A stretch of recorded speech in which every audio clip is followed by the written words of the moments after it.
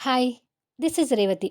Video చూస్తున్న వారికి likes, కామెంట్స్‌తో సపోర్ట్ చేస్తున్న వారికి థ్యాంక్ యూ సో మచ్. కథలోకొస్తే మైథిలి, మోహన్ బజ్జీలు తింటూ ఉంటే కళ్యాణ్ వాళ్ళని ఫాలో అవుతూ వాళ్ళ మాటలు వినాలని చూస్తాడు కదా! ఆ తర్వాత నుంచి స్టోరీ కంటిన్యూషన్. 'నా తనువు నా ప్రాణం నీకై' ఎపిసోడ్ నంబర్ 26.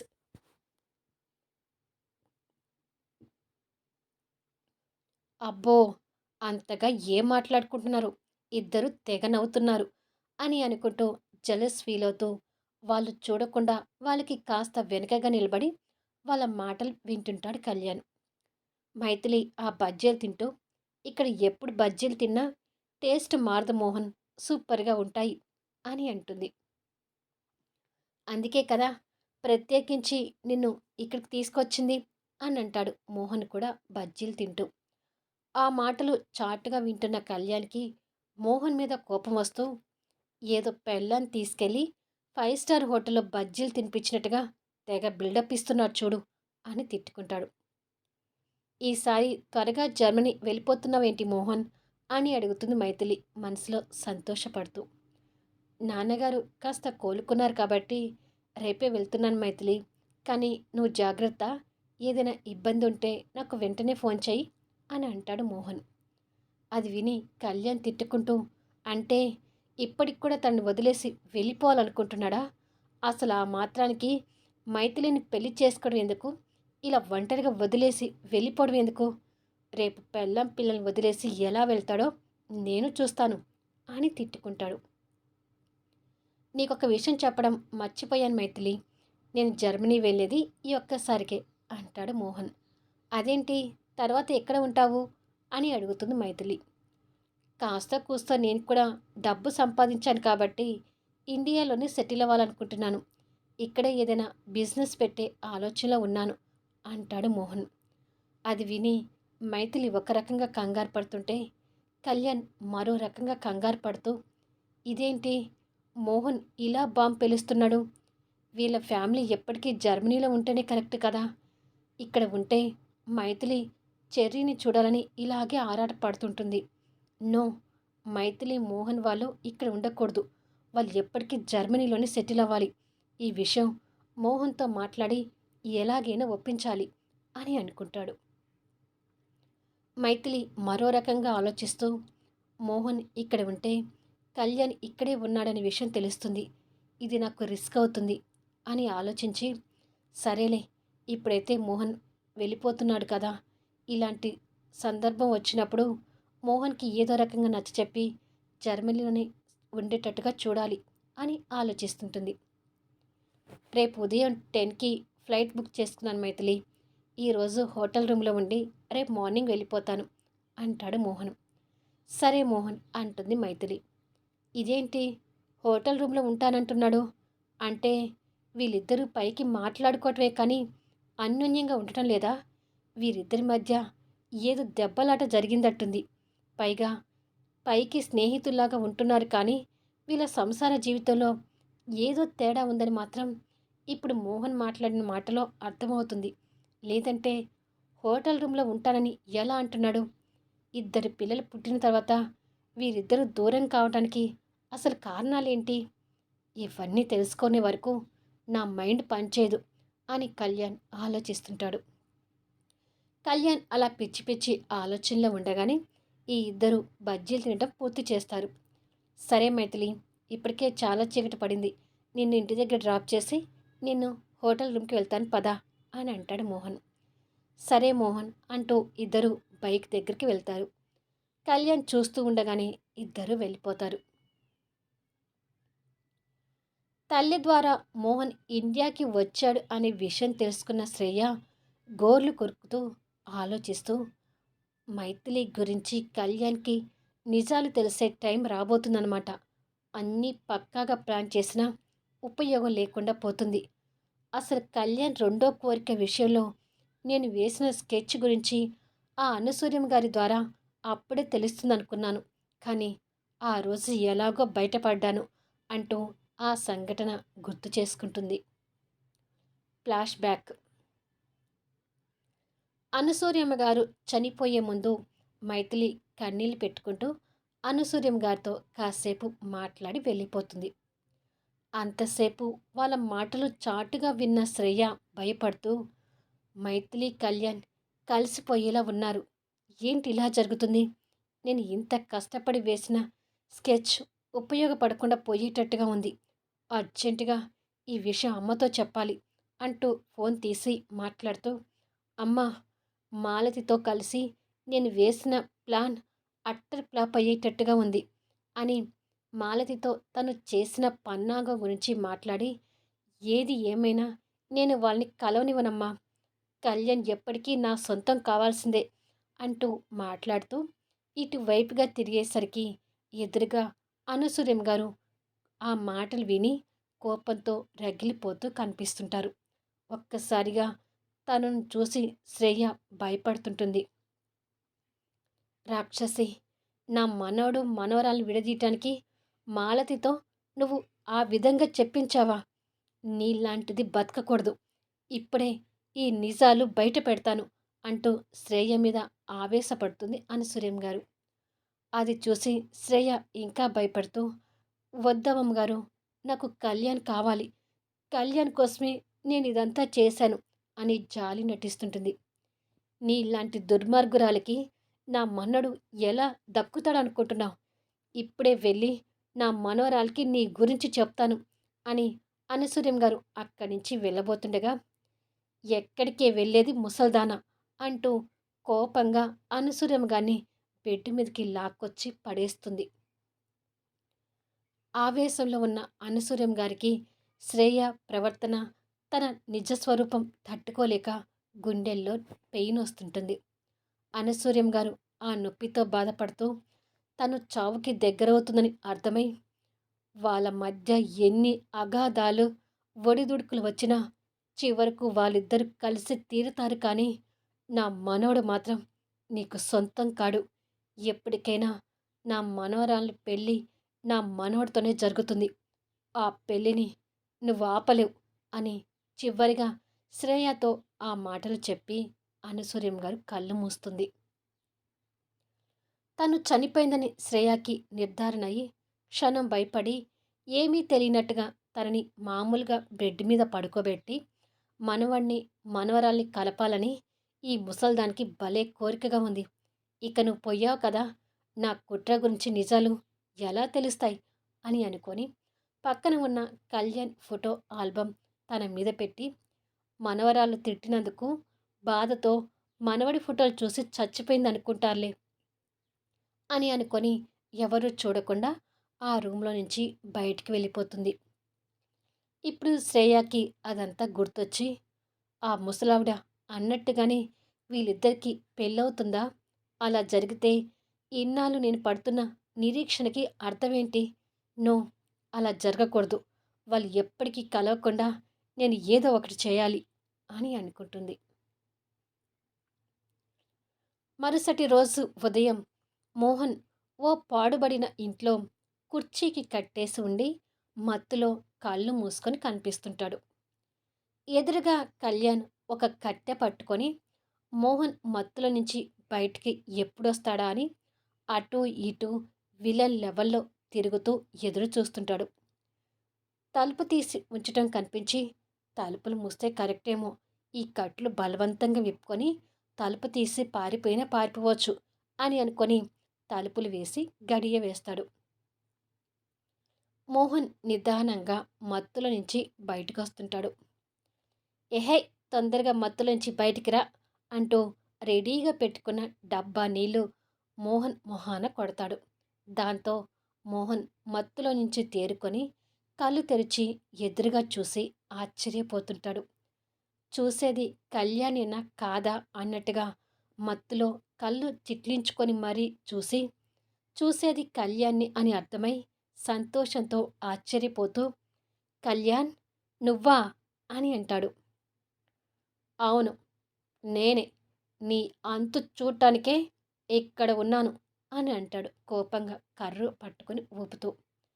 కళ్యాణ్ మాటలకు ఆశ్చర్యపోతూనే తనని చైర్కి కట్టేసి ఉండటం చూసి, నన్ను కట్టేశావేంటి అని అడుగుతాడు. నీకు బుద్ధి చెప్పి మీ సంసారాన్ని బాగు చేయాలని కట్టేశానులే అని అంటాడు కోపంగా కర్ర చూపిస్తూ.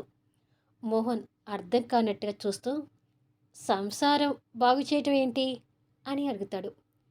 ఏమీ తెలియనట్టుగా అంత ఆశ్చర్యపోవాల్సిన అవసరం లేదు కానీ, పెళ్ళాం పిల్లలకి దూరంగా ఉండబట్టి ఎన్నాళ్ళవుతుంది అని అడుగుతాడు విలన్ లెవెల్లో బిల్డప్ ఇస్తూ. ఎవరి పెళ్ళాం పిల్లలు ఎవరు దూరంగా ఉంటున్నారు అని అడుగుతాడు మోహన్ అర్థం కానట్టుగా చూస్తూ. ఏంటి ఎక్కువ నటిస్తున్నావు? చేతిలో కట్టె ఉంది చూసావా అంటూ ఆ కట్టె చూపిస్తూ బెదిరిస్తాడు. చూశాను కానీ ముందు నా కట్లు విప్పు అంటూ కట్లు విడిపించుకునే ప్రయత్నం చేస్తుంటాడు. కట్లు విప్పి పారిపోవాలని చూస్తే నెత్తి మీద నుంచి ఒక్కటి వేస్తాను అంటూ కట్టె ఎత్తి చూపిస్తాడు మళ్ళీ. ఈసారి మోహన్ కాస్త భయపడుతూ, నేనెందుకు పారిపోతాను, అసలు నన్నెందుకు కట్టేశావు అని అడుగుతాడు. కట్టెతో నిన్ను 2 కొట్టైనా మీ సంసారాన్ని బాగు చేద్దామని కట్టేశాను అని అంటాడు. మళ్ళీ సంసారం అంటావేటి, అసలు నువ్వు ఏం మాట్లాడుతున్నావో నాకు అర్థం కావడం లేదు అని అంటాడు కాస్త చిరాకు పడుతూ. నాటకాలు ఆడకు. నీ పెళ్ళాం పిల్లల్ని నీ వెంట తీసుకెళ్లకుండా వాళ్ళు ఇక్కడే వదిలేసి ఎందుకు వెళ్తున్నావో ముందు అది చెప్పు అని అంటాడు కోపంగా చూస్తూ. అది విని ఈసారి ఆశ్చర్యపోతూ, నా పెళ్ళాం పిల్లలా, అసలు వాళ్ళెవరు అని అడుగుతాడు మోహన్ పిచ్చెక్కినట్టుగా చూస్తూ. వామ్మో వామ్మో, పెళ్ళాం పిల్లలు ఎవరు అనే కాడికి వచ్చిందంటే మీ మధ్య దూరం బాగానే పెరిగిపోయింది అంటూ వాపోతాడు. అబ్బా కళ్యాణ్, మెంటలోడు అనే నీ పేరుని సార్థకం చేసుకోకుండా ముందు నా కట్లు విప్పి మాట్లాడు అంటాడు చిరాకు పడుతూ. విప్పను, చస్తే నీ కట్లు విప్పను. బుద్ధిగా నీ సంసారం చేసుకుంటూ నీ పెళ్ళం పిల్లల్ని జాగ్రత్తగా చూసుకుంటానని నీ నోటితో చెప్పే వరకు నేను ఇలాగే కట్టేసుంచి మెంటలోడ అనే నా పేరుని సార్థకం చేసుకుంటాను అంటూ షర్ట్ కాలర్ ఎగరేస్తూ బిల్డప్ ఇస్తాడు. అసలు సంసారం ఏంటి, పిల్లలేంటి, నాకు కాస్త అర్థమయ్యేటట్టుగా చెప్పు కళ్యాణ్ అని అంటాడు మోహన్ ఇబ్బంది పడుతూ. నేను ఇలా కాదు, ఖచ్చితంగా 2 తగిలిస్తేనే నీ నాటకాలు ఆపుతావు అంటూ మోహన్ మీదకి కట్టె ఎత్తుతాడు. వద్దు, నన్ను కొట్టకు ప్లీజ్ అంటూ మోహన్ భయపడతాడు. మరి నేను చెప్పినట్టు బుద్ధిగా వింటావా అని అడుగుతాడు కళ్యాణ్. వింటాను, బుద్ధిగానే వింటాను అని అంటాడు ఆ క్షణం ఆ దెబ్బల నుంచి తప్పించుకోవడానికి. అది అలారా దారికి అంటూ కళ్యాణ్ గాలిలో ఉన్న కట్టె కిందికి దింపుతాడు. ఇప్పుడు చెప్పు, నీ మాట నేను ఏది వినాలి అని అడుగుతాడు మోహన్ ఓపిగ్గా చూస్తూ. నువ్వు నీ పెళ్ళం పిల్లలు తీసుకొని జర్మనీ వెళ్ళిపోవాలి అని అంటాడు. సరే, నువ్వు అన్నట్టే నా పెళ్ళం పిల్లల్ని తీసుకొని జర్మనీ వెళ్ళిపోతాను. కానీ అసలు నా పెళ్ళం పిల్లలు ఎవరో కాస్త చెప్పు అని అంటాడు మోహన్. అదిగో మళ్ళీ నీకు బాగా వెటకారాలు ఎక్కువయ్యాయి మోహన అంటూ మళ్ళీ కట్టె లేపుతాడు. అరే కళ్యాణ్, ఆగు, ఫస్ట్ ఆ కట్టె దింపు అని అంటాడు. మరేంటి నీ క్వశ్చన్ మార్క్ ఫేసు నువ్వును, మైథిలి నీ పెళ్ళాం కాదా, చిన్ను బన్ను మీకు పుట్టిన పిల్లలు కాదా అని అడుగుతాడు. అది విని మోహన్ షాక్ అవుతూ, మైథిలి చిన్ను బన్నుని నా పెళ్ళం పిల్లలు అనుకుంటున్నాడా, అంటే తనతో నాకు పెళ్ళయి పిల్లల్ని కన్నాను అనుకుంటున్నాడా ఈ మెంటలోడు అని మనసులో అనుకుంటూ ఉండగా, మైథిలిని కోరి పెళ్లి చేసుకొని తనతో 2 పిల్లల్ని కని ఇప్పుడు వాళ్ళని ఇక్కడ వదిలేసి వెళ్ళడంలో నీ మర్మమేంటి, అక్కడ ఇంకేమైనా సెకండ్ సెటప్ పెట్టావా అని అడుగుతాడు కోపంగా చూస్తూ. నాకు అదొక్కడే తక్కువైంది కానీ మైథిలి గురించి నువ్వెందుకు అడుగుతున్నావు అని అడుగుతాడు మోహన్. తనకి అన్యాయం జరుగుతుంటే అడగకుండా ఎలా ఉంటాను, తన వైపు నుంచి అడిగేవాళ్ళు ఎవరూ లేరని తన జీవితాన్ని నాశనం చేయాలని చూస్తున్నావు కదూ అని అడుగుతాడు మోహన్ అని అడుగుతాడు కళ్యాణ్ కోపంగా. నేను తన జీవితాన్ని నాశనం చేస్తానో బాగు చేస్తానో అసలు తన గురించి అడగటానికి నువ్వెవరో నాకు అది చెప్పు అని అంటాడు మోహన్. ఎవరు అంటే నేను తనకి స్వయాన భావనవుతాను, ఎంత కాదనుకున్నా, లేదనుకున్నా తన మీద నాకంటూ కాస్త బాధ్యత ఉంటుందని అడుగుతున్నాను అని అంటాడు. ఆహా! అంత బాధ్యత ఉన్నవాడివే అయితే ఈ 5 సంవత్సరాల నుంచి తన బాధ్యత గురించి పట్టించుకోలేదే? అని అడుగుతాడు మోహన్. అంటే మీ ఇద్దరికి పిల్లలు పుడితే అన్యోన్యంగా ఉంటున్నారులే అనుకున్నాను. కానీ నేను ఇండియా వచ్చాకే తెలిసింది. మైథిలిని పిల్లల్ని ఒంటరిగా వదిలేసి నువ్వు జర్మనీలో ఉంటున్నావని. మైథిలి నా కంపెనీలో జాయిన్ అయిన దగ్గర నుంచి నువ్వు ఎప్పుడు ఇండియా వస్తావా అని ఎప్పటికప్పుడు తనని అడుగుతూనే ఉన్నాను అని అంటాడు. అది విని మోహన్ ఆశ్చర్యపోతూ, మైథిలి కళ్యాణ్ కంపెనీలో జాబ్ చేస్తుందా? ఈ విషయం నాకెందుకు చెప్పలేదు అని అనుకుంటాడు మనసులో. చెప్పు, మైథిలిని పిల్లల్ని వదిలేసి ఎందుకు వెళ్తున్నావు? అసలు మీ భార్యాభర్తల మధ్య వచ్చిన మనస్పర్ధలేంటి? అసలెందుకు మీరు దూరంగా ఉంటున్నారు? నువ్వు ఇక్కడికి వచ్చాక కూడా తనతో ఉండకుండా హోటల్ రూమ్‌లో ఎందుకుంటున్నావు? అని ఆగకుండా ఆయాసపడుతూ ప్రశ్నల మీద ప్రశ్నలు వేస్తుంటాడు. కాస్త నీ ప్రశ్నలు ఆపితే నిదానంగా మాట్లాడుకుందాం కళ్యాణ్ అని అంటాడు. నువ్వు ఎంత నిదానంగా మాట్లాడినా నిన్ను ఒంటరిగా జర్మనీ పంపించేది లేదు. మైథిలిని, చిన్ను, బనీని తీసుకొని నువ్వు జర్మనీ వెళ్ళిపోవాలి అంతే అని అంటాడు మొండిగా. ఎహే! ఆపు. మమ్మల్ని పూర్తిగా అపార్థం చేసుకుంటున్నావు. మైథిలికి నాకు అసలు పెళ్ళే కాలేదు. చిన్ను, బన్ను మా పిల్లలే కాదు అంటూ విసుక్కుంటాడు మోహన్. ఏంటి? ప్లేటు తిప్పాలని చూస్తున్నావా? అని అడుగుతాడు కోపం తెచ్చుకుంటూ. ప్లేటు కాదు, బొచ్చ కాదు. నేను చెప్పేది నిజం. మైథిలికి నాకు పెళ్ళే కాలేదు. ఇక పిల్లలు ఎక్కడి నుంచి పుడతారు? నిజంగానే నువ్వు మమ్మల్ని పూర్తిగా అపార్థం చేసుకుంటున్నావు అని అంటాడు మోహన్. కళ్యాణ్ ఆ మాటలు ఇంకా నమ్మలేక, తిక్క తిక్కగా ఉందా నీకేమైనా అని అడుగుతాడు కోపంగా చూస్తూ. తిక్క ఉంది నాకు కాదు, నీకు. అసలు అలా ఎలా మైథిలిని నా భార్య అని, ఆ పిల్లల్ని మా పిల్లలని అనుకున్నావు? మైథిలికి నాకు పెళ్ళి కాలేదనేది పచ్చి నిజం. మైథిలి ఇంటిపైన ఒక ఫ్యామిలీ రెంట్‌కుంటుంది. చిన్ను, బన్ను వాళ్ళ పిల్లలు అని అంటాడు. అది విని కళ్యాణ్ నిర్ఘాంతపోతూ, పెళ్లి కాకుండా మీ పెళ్లి ఫోటో ఎలా ఉంటుంది అని అడుగుతాడు. మా పెళ్లి ఫోటో ఉండటం ఏంటి? అసలు మా పెళ్లి ఫోటో ఎప్పుడు ఎక్కడ ఉంది అని అడుగుతాడు చిరాకు పడుతూ. కళ్యాణ్ ఆశ్చర్యపోతూ ఫోన్ తీసి శ్రేయ పంపించిన ఫోటో చూపిస్తాడు. మోహన్ ఆ ఫోటో చూసి నిర్ఘాంతపోతూ, ఈ ఫోటో ఎవరు పంపించారు అని అడుగుతాడు. శ్రేయ పంపించింది. ఈ ఫోటోనే కాదు, మీకు ట్విన్స్ పుట్టారనే ఫోటో కూడా పంపించింది అంటూ ఆ ఫోటో కూడా చూపిస్తాడు. ఆ ఫోటో చూసి మోహన్ శ్రేయ మీద కోపం తెచ్చుకుంటూ, ఇది ఫేక్ ఫోటో. అసలు తన మాటలు ఎలా నమ్మారు అని అంటాడు.